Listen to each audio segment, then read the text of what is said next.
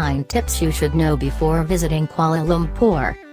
Upon planning our move here to Kuala Lumpur, we did as much research as possible, but very little was curated by travelers, more locals with what they think would be helpful. This post is inspired by the City Lanes post of a similar name. He came up with 9 tips that I would have in hand the immediate second I touched down in Tokyo. I hope we can do the same for Kuala Lumpur.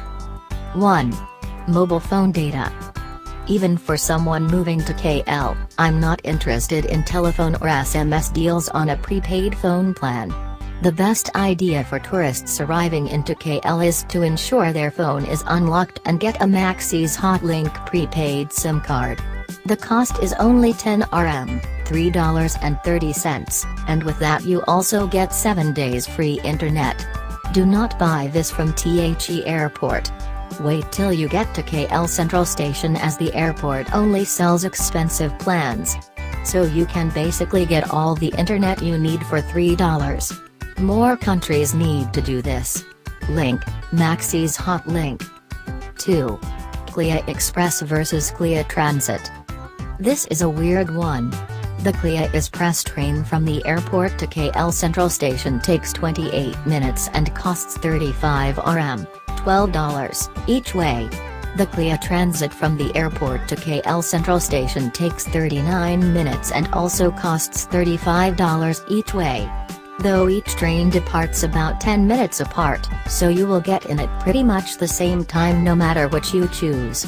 Even if you do take the transit, there is free Wi-Fi aboard each train, so you can watch the world roll past or check your Facebook. 3. Taxi to and from KLIA and KLIA to airport. We've done the math, and from either terminal to central Kuala Lumpur, it costs almost exactly 70 Rm, $24. So if you have more than one person you're traveling with, cut out the airport, train, MRT, destination. If you have more than 2 people, you make a killing in savings. Do note that you must go to the taxi counter inside the terminal to order your taxi, so that you get a legal taxi and you don't have to encounter the taxi touts waiting for you through the sliding doors. 4. Bus to and from KLIA and KLIA to airport. We've traveled a few times through Asia since this was posted, and now suggest this is the cheapest way to get into KL Central. Head to the bus level 2 floors below the arrivals area, follow the signs, and head to the bus ticket booth. Buses leave every 15 minutes on the dot and only cost Rm10, $3.50. It's an hour ride in, and if you have the time it's worth saving the money. It drops you directly under KL Central Station, so it's just a short escalator ride up to the LRT, KTM and monorail departure points. 5. The Kuala Lumpur MRT is like the tube but different. The MRT here has 5 lines, but many are owned by a different transport company. This matters little, but to know that there is sometimes a connection that looks like they're next to each other on the MRT map, yet can be sometimes quite a long walk apart. Also part of the transport system is a monorail, Green Line, that's handy to get a good view of the city. You buy in My Rapid card from any station or 7-Eleven. Your card will cost you 12 Rm, $4, which then has 10 Rm, $3.30, on it for you to use.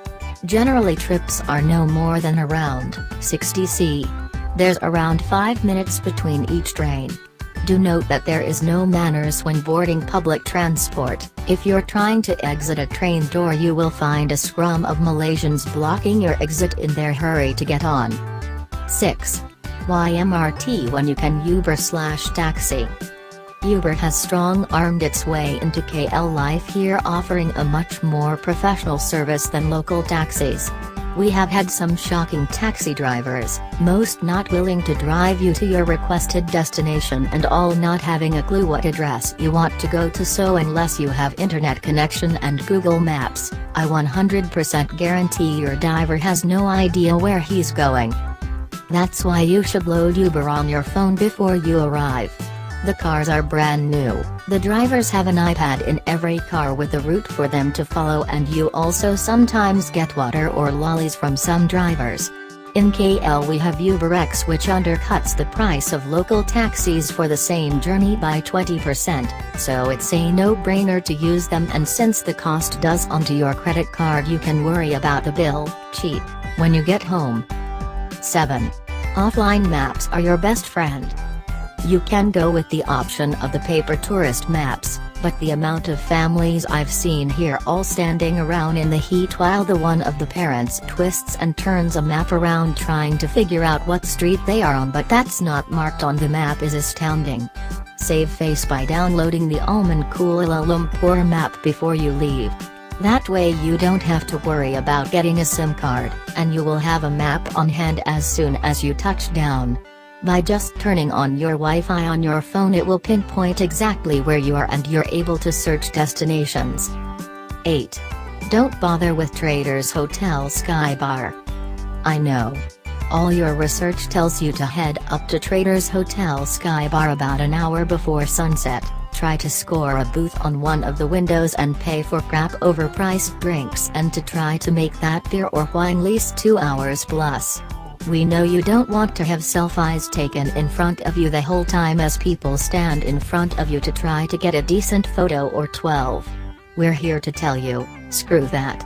We have an ace up our sleeve and you only have it to yourself, as Lonely Planet et al. Are all about 18 months behind what's actually happening in cities. So when your friends tell you to hit Skybar, scoff and head instead to the Troika building.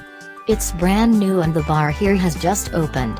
Head up to Fuego, which is a South American tapas and cocktail bar in the Troika Sky dining level, and be amazed by what you probably have all to yourselves, until sunset and offices start to knock off.